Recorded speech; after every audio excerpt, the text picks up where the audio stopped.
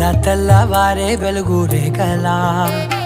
పచ్చ పచ్చ పచ్చి మట్టి బొమ్మల అల్లి బిల్లి వెన్న పాల నురగల అచ్చ తెలుగు ఇంటి పూల కొమ్మల దేవదేవుడే పంపగా ఇలా దేవతే మా ఇంట అడుగే పెట్టెనంట బ్రహ్మ కళ్ళలో కాంతులే మా అమ్మలా మా కోసం మళ్ళీ లాలి పాడేనంట